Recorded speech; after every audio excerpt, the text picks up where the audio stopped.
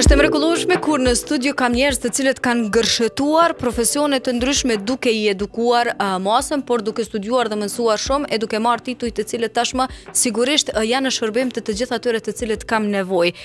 Nuk më ka rastisur më herët, por sot në studio kam nderën dhe kënaqësinë të kem një farmaciste dhe nutricioniste, një gërshëtim i jashtëzakonshëm dhe shumë i nevojshëm unë besoj për popullatën. Faleminderit shumë që jemi neve Pranvera Osmani.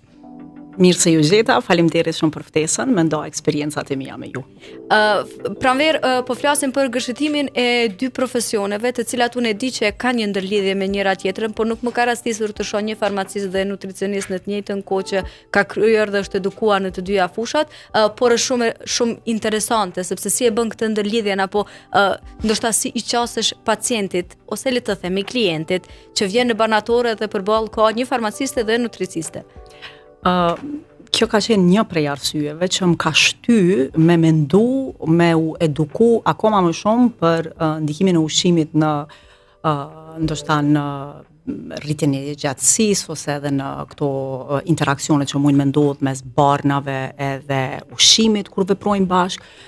Mandej duke parë që njerëzit kanë shumë pak informacione mbi ushqimin, i cili në shumë raste ka ndikim direkt në zhvillimin e smundjes, tu e pa edhe këto që s'ka informacione shumë, më ka shty akoma më shumë drejt fushës së re, nutricionit, që sot t'jemi më të përgatitur edhe t'japim këshilla më mirë që përveç që mujna me shëru një smundje ose një simptom me barna, pse jo aty ku kemi mundësi me pas ndikim të ata njerëz për me bu parandalimin e zhvillimit të asaj smundjes përmes ushqimit.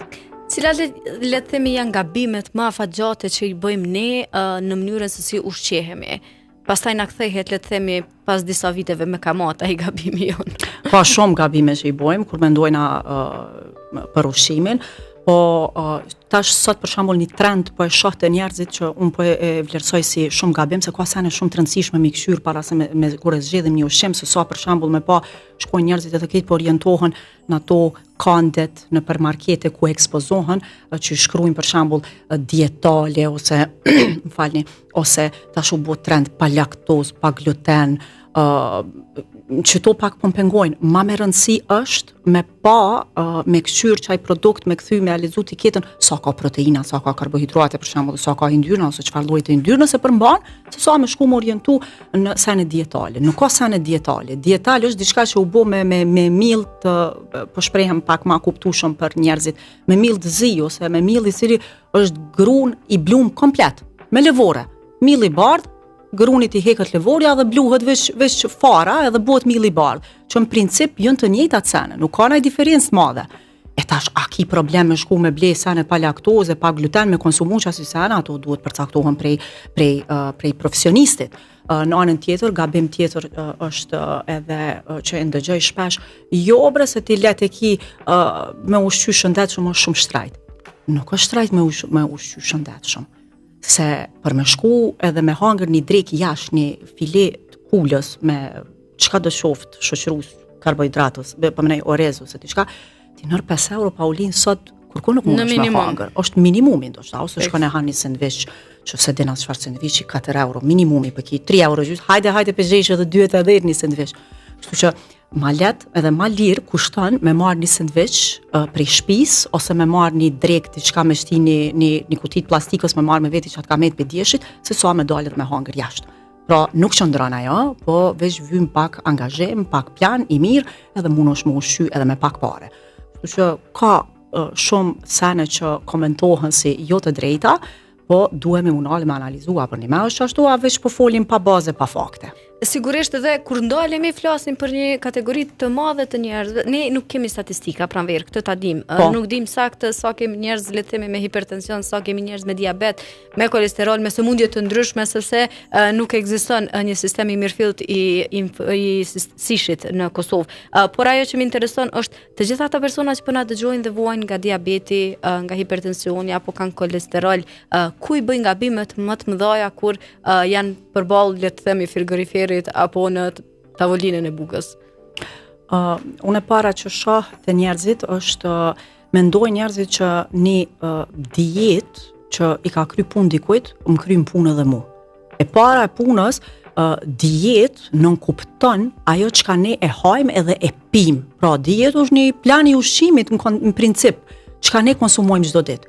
Edhe është një gabim i madh nëse mendojmë që Paulinos i ka kry punë që kjo dietë që ja ka përpilu pranvera, edhe hajt se pe merr edhe ndriti ose pe merr ky tjetri pe përdor se ka me kry punë. Jo, nuk bën ashtu. Paulina mundet me pas X probleme shëndetësor, konkretisht hajde po flasim shembull për marr imagjinat që Paulina ka diabet, ndriti ka yndyrnat e larta. Nuk mundet dieta e njëjtë me ju përshtat Paulinës edhe ndritit. Pra, këtu është një gabim që në përgjithësi ne e bëjmë ose po influencohemi për shembull shumë prej njerëzve që po bëjnë marketing në rrjetet sociale, që kjo dietë, unë kam pas konkretisht një klient që më ka pyetur, çka mendon ti për një dieta e zezë? Po qarkulloj ke dikush po e shit një dietë zezë, ajo ishte njëjtë për të gjithë. Tash në këto raste mundet me qenë një person i cili është obez, ka peshë pak më shumë, që ka potencialisht mundet me qenë me diabet ose mundet me pas hipertension ose probleme me zemër tjera. Edhe ai person me marr se aty po premtohet që i hub 10 kg për një muaj edhe ai mundet me marr dhe me bë dame halama të mëdha në organizëm. Kështu që 10 kg për një muaj, ai trupi torturohet, unë besoj. Kështu po promovohen ato. Njerëzit nuk e kuptojnë shembull që ti nuk ka sens. Nuk mundesh me i hubre 10 kg për një muaj. Në mënyrë të shëndetshme flasim. Po, as në mënyrë as 5 kg për një muaj janë shumë me i hubre, nuk bëhet ajo breshkenca, nuk e thot këto. As praktika pra nuk e thot, se s'mundesh në mënyrë të shëndetshme me hi hub 5 kg për një muaj. Ti a dush me uqu me ngjes, a dush me shku në punë, a dush me harxhu, a dush me pas energji. Nuk mujna na munal jeta dhe mos me hangër kur gjë për mi hub 5 kg për një muaj. Nuk bëhet kjo. S'ka sens kjo. As praktika, as teoria nuk e thot, kërkun nuk është e shkruar. Por këtu duhet kemi kujdes. Jemi diabet, jemi hipertension. Jo njëj duhni mu trajtu. Duhet me fol me njerëz që janë kompetent për këtë punë dhe mu përpilu një plan i ushqimit, jo dietë, se mu nuk më pëlqen me shuj dietë, por një plan i ushqimit që bëhet konform trupit tënd, e jo trupi jot me ju përshtat dietës. Fix. Dhe ajo që më intereson se thash pak më herët është shumë interesante të kesh një ndërlidhje mes të qenurit farmaciste dhe nutriciste, sepse përballë gjithmonë kemi pas pacient apo klient, sepse njerëzit vinë në laboratorë ndoshta edhe vetëm për me blerë gjëra të cilat mund të mirën edhe pa recetën e mjekut, po janë ndonjëherë edhe pacient sepse vinë me recetën e mjekut edhe sigurisht kërkojmë pastaj edhe atë aspektin profesional të farmacistit që është shumë i rëndësishëm në përshkrimin dhe informimin e saktë të pacientit se si të aplikohet terapia e të tjera. Më intereson kur keni përballë njerëz të cilët vinë në laboratorë, cila është çështja sot, e kam përshtypjen sikur këto suplementet janë duke u mbivlerësuar dhe duke besuar në magji se ato mund të bëjnë mrekulli pa bër asgjë tjetër ne. Domethënë po e marrim një suplement edhe e kryjm obligimin ndaj trupit, mendjes dhe shpirtit ton. Apo qëndron kjo? Jo, nuk këto janë mbivlerësuar, vërtet është, fatkeqësisht periudha pandemisë ku është abuzuar me suplementet shtesa, pa bazë fare, është janë keq përdor shumë edhe prej pacientave, po edhe prej kompanive farmaceutike të cilat veç i prodhojnë, më vjen keq, por prej atëherë ky trendi i prodhimeve të këtyre suplementeve është rrit shumë, pse është rrit, se normalisht është rrit konsumi. Kur shitet diçka shumë, na kemi mundësi me rrit edhe me zhvillu hala më shumë diçka. Po të them, është keq informim. Këtu kompanitë e marketingut po i egzagjerojnë gjërat, po i targetojnë është ta njerëzit cilët me të vërtet po influencohen, pra po kthehen atë influencimi, se është influencë e gabume, nuk bën në kësi forme me punu për suplementet. Çka janë suplementet, çka nuk mujna me marrë në kushte normale me ushqim, do të mi animu trupit me suplemente. Nuk jam kundër suplementeve. Suplementet duhet në ditët e sotme t'i përdorim, sepse ne nuk po arrim me ushqim, pse s'po arrim me ushqim na po shohim, është ngroja globale, janë ndotjet e ajrit mëdha të cilat e ndotin edhe tokën. Këtu kanë ndikim mandej krejt ato bombardime që ka qenë. Funksioni i të qenurit prodhues të ushqimit. Pastaj edhe faktori njeri ka ndikim këtu pse sot nuk mujna me nxjerr prej tokës produkte të shëndetshme për shkak përdorimit të keq përdorimit të pesticideve në tokë. Do të thonë, ne jemi të marrë në baza ditore, ne marrim ushqime të cilat edhe pse i blejmë, i paguajmë si ndoshta jo organike, se në Kosovë nuk shitot kur gjë organike, pak ka sene organike, po jemi të marr, supozojmë që po marrim pemë dhe perime të cilat na japin vlerat ushqyese të trupit. A në koncept nuk i marrim ato asnjë për shkak të këtyre faktorëve. Mandej është edhe industria e prodhimit ushqimore, e cila prapë them për shkak të konsumit ka rrit prodhimin e produkteve ndryshme ushqimore, të cilat çaq shumë përpunohen, saqë aty asnjë vlerë, jo me bindun që nëse himi analizojmë asnjë vlerë ushqyese nuk e përmbajnë ato produkte që i blejmë të përpunuara. Kështu që për shkak të këtyne që i rendetëm deri tash, ne detyrohemi me marrë suplemente me animu trupit. Këto quhen food supplements anglisht ose shtesa ushqimore.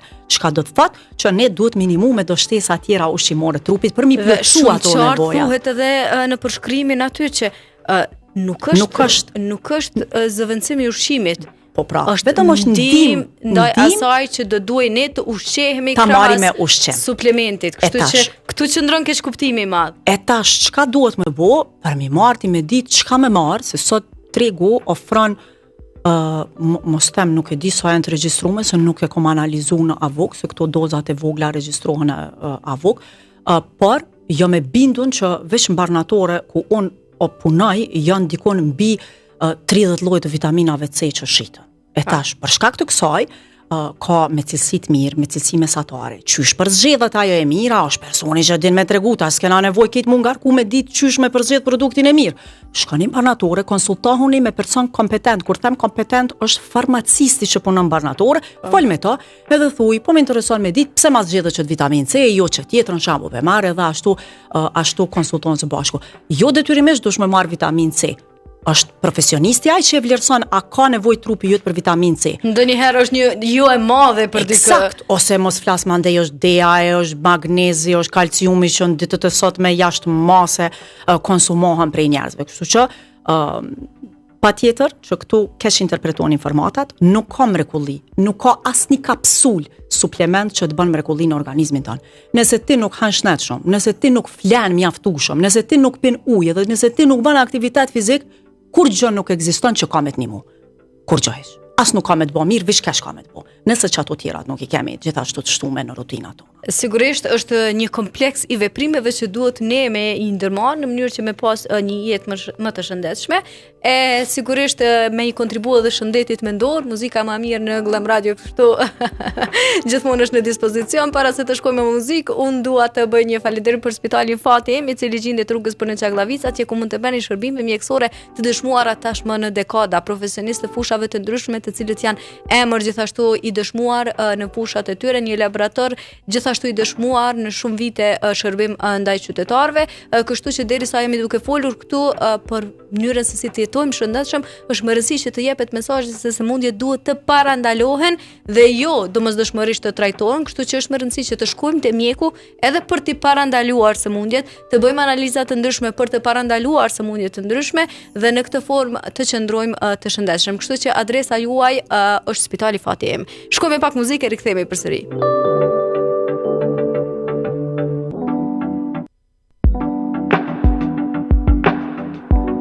U rikthim përsëri për të vazhduar këtu bisedën shumë të këndshme dhe me shumë informacione me një person, dy në një, ose le të themi me dy profesionistë në një person, nutriciste dhe farmaciste. Pranvera Osmani, faleminderit që jemi neve.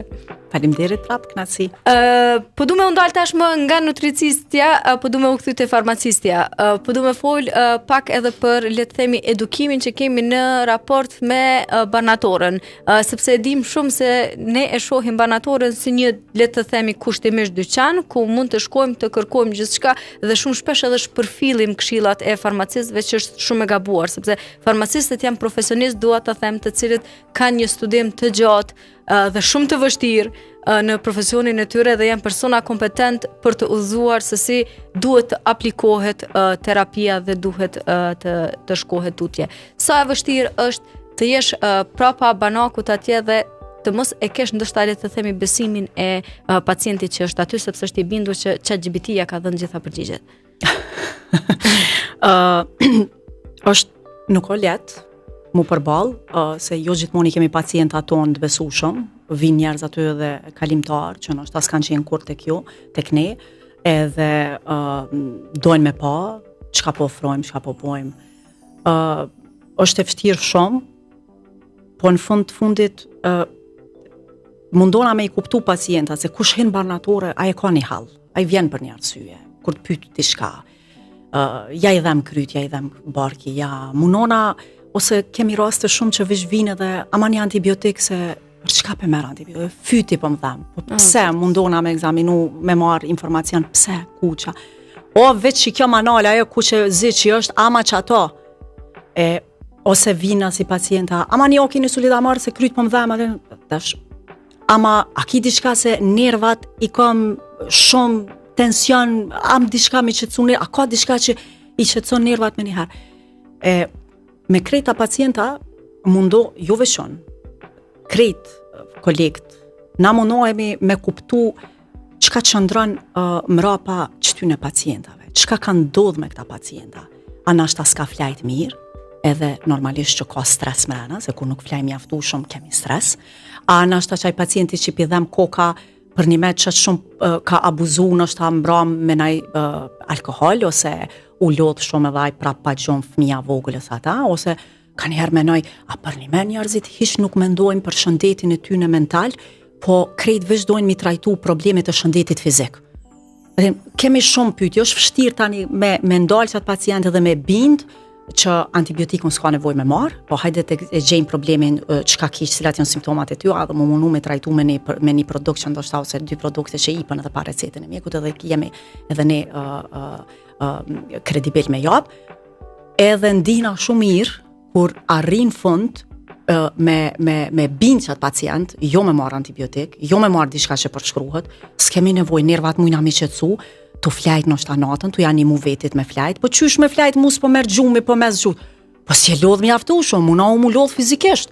Shko për shembull ushtro ma shumë ose hiç mas pak qa mujna me bo kes, po të merr gjumi. Qu veshu, ma thi patika, dil hec. Merr edhe partnerin ose merr edhe dikon tjetër, jo vet, dilni hecni. Lodhu ma shumë, qyre një apo flani mirë, ose tash mu munu në qësi forme me folë që nështë ta me bin pacientin që nuk bëmbre pse me marrë një oki edhe një solidamor për kokdhimbje. Hajde po provojna me pi uj ma shumë, ose pe pina ma mirë një paracetamol me pi se një oki edhe një solidamor. Oki edhe solidamori duhet mu jap, mu shit me përshkrimin e mjekut.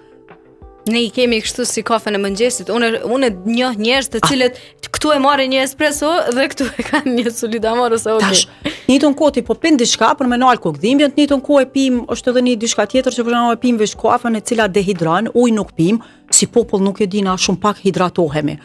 Interesant është kjo punë. A nuk e dim që nashte hidratimi gjumi janë 2 senet kryesore që ta ndihmojnë trupin me funksionu normal. Se çto dy atë janë mas pakti. Ja rrim vonë të këshyr televizor, ja rrim telefona, so është e njëjta, edhe tani normal që s'mujna me flajt. Normal që mi pi 3 kafe në ditë, nuk është bash gjendje normale. Edhe po vjen keq që po them. 3 kafe mi pi janë shumë. Një trup që funksionon në gjendje normale, mos flas tani te këta që kanë tension e diabete a bën as bën. Në kushte normale, 3 kafe janë shumë me konsumu çdo ditë një person normal. Në gjendje shëndetësore normale po flas.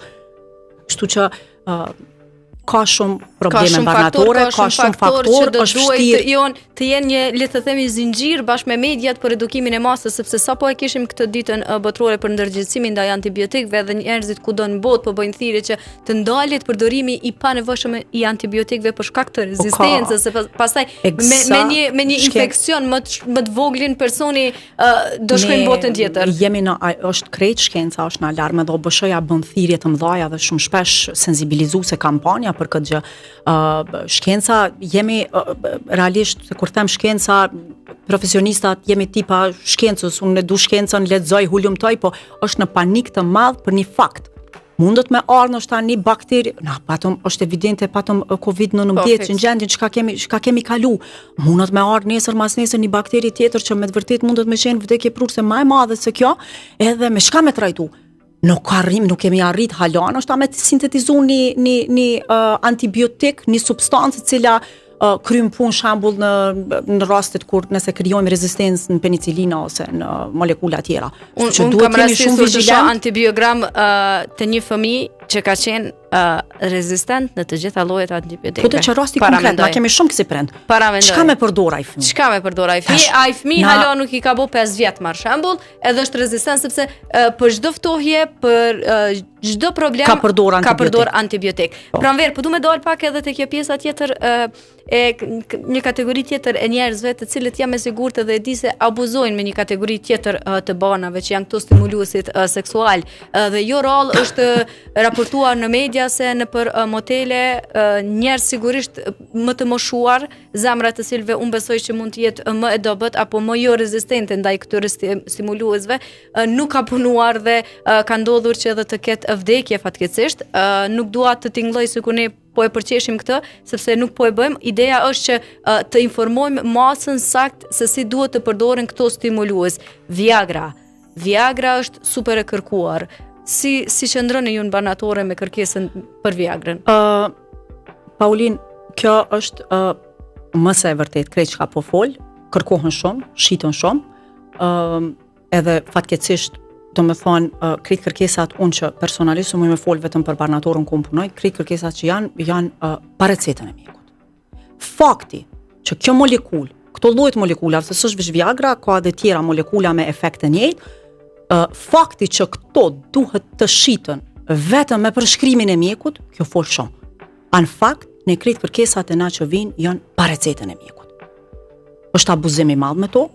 Më vjen keq, pra po kthehem te ajo, se mundet me përdor dikush I cili ndoshta ka probleme me tension ose me zemër, se nuk e ka të diagnostikuar fare, edhe shpesh ndodh ato raste përfundojnë me fatalitet, ose ka smundje tjetër shoqëruese që interferon kjo molekule dhe mundet me shkaktu hala ma shumë pasoja, të cilat ndoshta hiç si ki evidente që tash, po ma vonja që I sheh pasojat, kështu që duhet jemi vigjilent. Viagra nuk duhet të kërkohet pa recetën e mjekut. Ka mënyra natyrale që mundën mu arrit tash industrit kanë prodhu edhe baza bimore që mund ndoshta me efekt të ngjajshëm, po ma mirë të paktën të orientohemi edhe ndoshta të punojmë me ato molekula me bazë bimore se sa të marrim diçka që është e krijuar në mënyrë sintetike edhe molekulë e cila me ligj nuk bën mu ushit pa përshkrimin e mjekut. Që shumë e rëndësishme që këtu të informohen edhe pensionistët që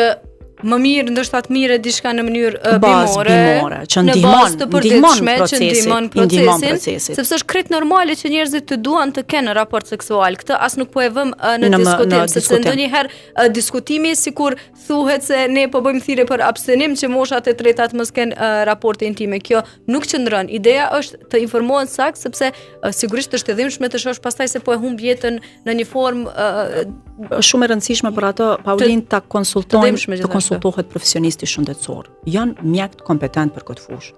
Edhe moshat e reja nëse kanë probleme, edhe moshat e shtyera nëse kanë probleme, shkojnë një vizitë. Mjeku është ai që I sheh, a ndikohet, a kundërindikohet, me thënë, a bën me përdor, a nuk bën me përdor.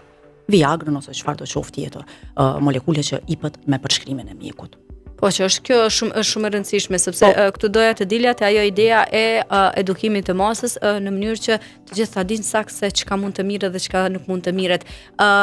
Le të themi barnat me atë trekëndshin e kuq, ju e dini se çka do të thotë kjo. Janë ato barnat psikotrope, të cilat gjithashtu jemi mësuar mbarnatore në kohë, në dekada janë marrë edhe nga fëmijët, sepse ka ardhur me e marrë për gjyshen ose e ka çu gjyshja ose gjyshi me ble, kutadium, bensedin, leksilium e tjera. Si qëndrojnë sot banatorët në raport me shitjen e këtyre banave? Ka ndru ai koncept Paulin, nuk qëndron më ajo.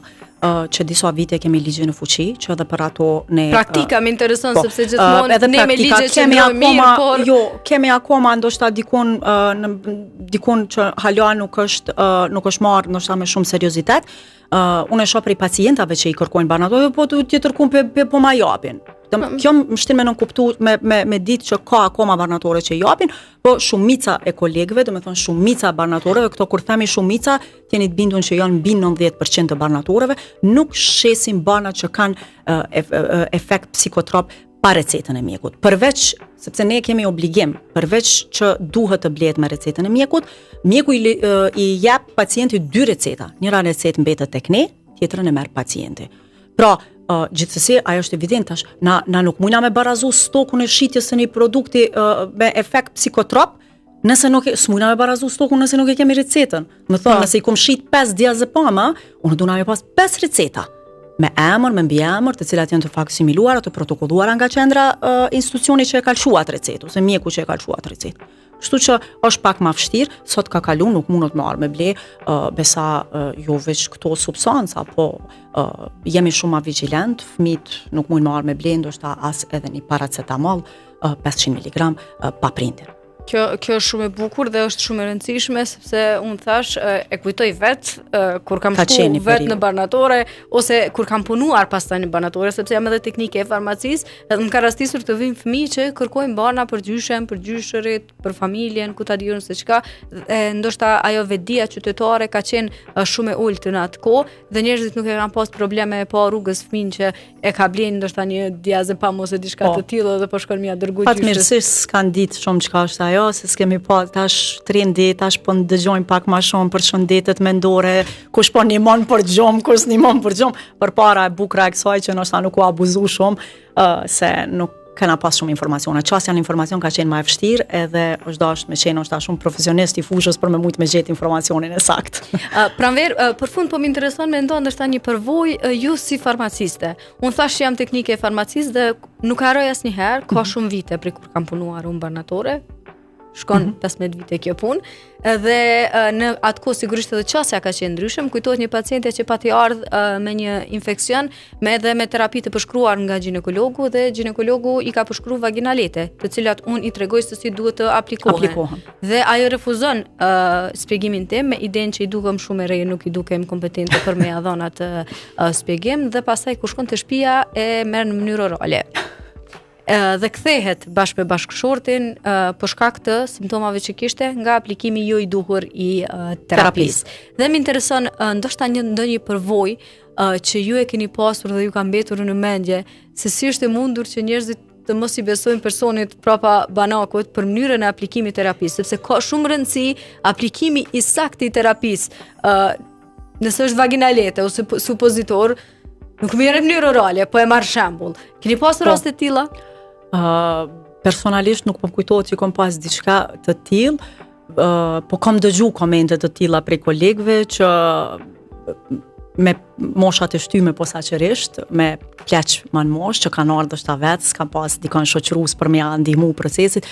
Ne jemi detyru shembull tash edhe ne komunikimin barnatore bëjmë qysh e shohim pacientit, që ashtu flasim edhe na. Sigurisht. E kanë shpjegu që si supozitor mu vendos në zorën e mbrapa, në zorë trash, pacienti ka pyet plaku, për shembull ka thonë, qysh mrapa e vendos, edhe gjave që ka qitë mrapa shpinës, mi shku poshtë, ajo i ndyrë, ka arë mandej, është këthim barnatore, ka thonë, po në kur gjës po s'pon kalon, a veç i ndyrë po bona, edhe të me thonë këto është pa që është keq kuptu informata për plakut. Po sot nuk ka kështu, sot s'kemi, sepse përgjithësi janë më të edukuar. Ndoshta edhe trit po kanë çuasi më shumë informacion edhe ju shpjegojnë edhe moshat shtymeve dhe pse po them sot për shembull i themi pacientit lutem me përdor çdo tetor nga 5 ml ose për shembull një sirop për koll i them 3 herë në ditë ka 15 ml, i them 15 ml e ki po e di është luga xhellës ose që e ka kapakin, kështu që